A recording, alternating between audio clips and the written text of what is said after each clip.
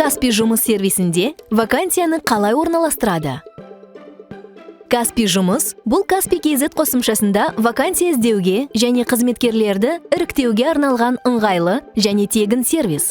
Оның көмегімен жұмыс берушілер вакансияларды орналастыра алады, үміткерлерді таба алады, олардың түйіндемелерін көре алады және тура сервистің чатында сұхбатқа шақыра алады.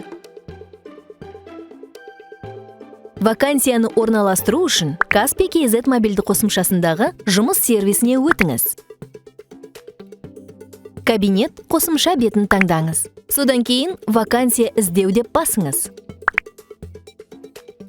Мамандықты таңдап, сізге керек маманның лауазымының атауын жазыңыз. Ол 5-тен 75 таңбаға дейін болуы мүмкін. Бас әріппен жазуға және жалақыны көрсетуге болмайды. Сипаттамасын толтырыңыз. Жұмыс іздеушіге қойылатын талаптар, оның міндеттері, жұмыстың шарттары және басқа да маңызды ақпарат туралы айтып беріңіз. Мәтін 5-тен 600 таңбаға дейін болуы мүмкін. Қажетті жұмыс тәжірибесін көрсетіңіз.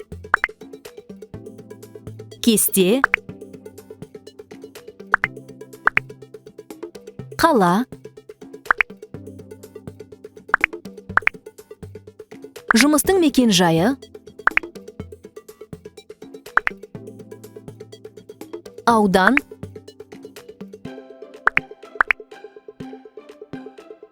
ақы төлеу кезеңі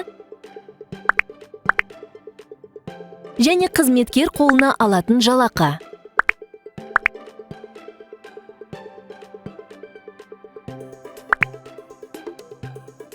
Енді жұмыс беруші туралы ақпаратты қосыңыз. Сіз өз атыңыздан немесе компанияның атынан вакансия жариялай аласыз. Хабарласу үшін телефон нөмірін, қызметтің атауы мен саласын көрсетіңіз.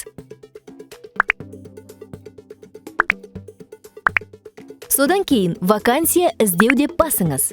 Содан кейін 5 минутта ол жарияланады.